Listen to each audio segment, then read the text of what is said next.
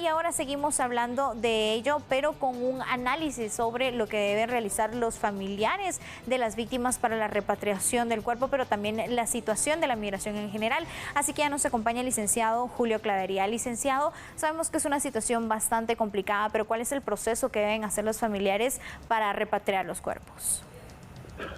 Primero lamentar profundamente la muerte de los migrantes en Texas que fallecieron producto de asfixia en ese camión. De verdad que es sumamente lamentable.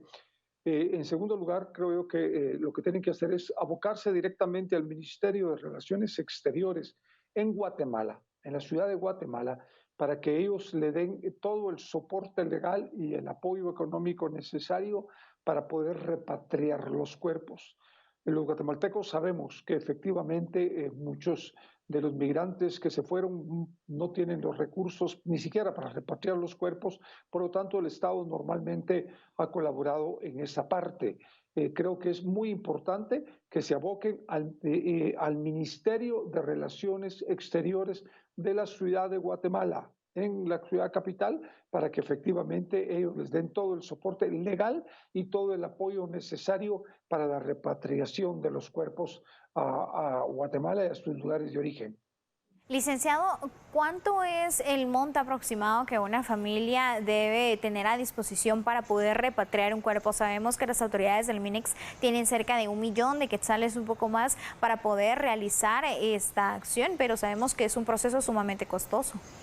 Sí, es costoso. No tengo una idea exacta del precio, pero imagino que andará por los 7, 8 o 10 mil dólares posiblemente, o un poquito más.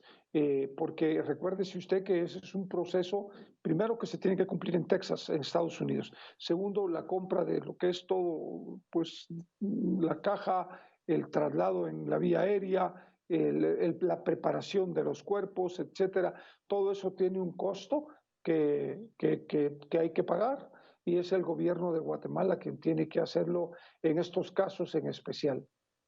Licenciado, y acá también otro de los temas que preocupa, enfocándonos también en el tema económico, es que las personas prácticamente se endeudaron para poder pasar de forma irregular a Estados Unidos. Ayer justamente la familia de estos 2 adolescentes que falleció en Sololá habían compartido que le pagaron a los coyotes, como así se les dice, más de 100,000 quetzales para poder pasar. Al final también esto repercute a los familiares porque ellos deben seguir pagando la deuda.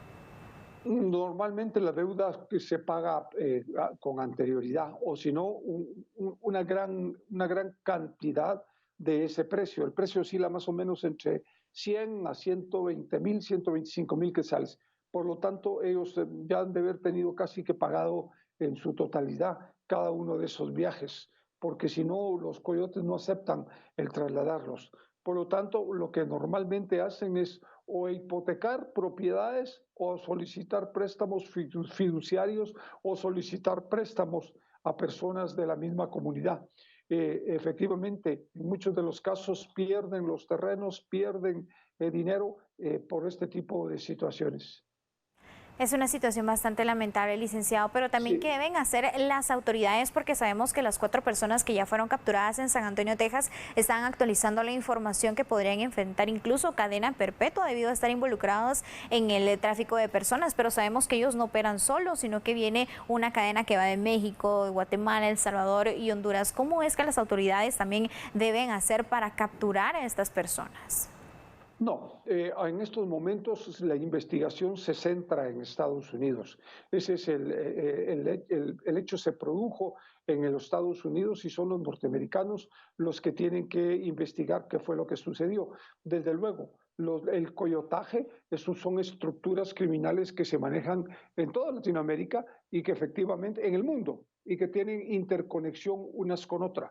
Por lo tanto, los guatemaltecos, los hondureños o los salvadoreños que emigran de manera irregular para Estados Unidos tienen bases en estos países en donde funcionan personas que se dedican al coyotaje conjuntamente con estructuras criminales y que son los que se operan el traslado para Estados Unidos. Para finalizar, licenciado, sabemos también que las personas que aún se continúan recuperando en un centro asistencial, las autoridades de Estados Unidos podrían darle ciertas ventajas para no ser deportados de forma inmediata debido a que ellos fueron víctimas en este proceso. Pero también, ¿cuál es el mensaje a la población? Porque vemos claramente que cada vez al momento de hacer este tipo de viajes se pone en riesgo la vida.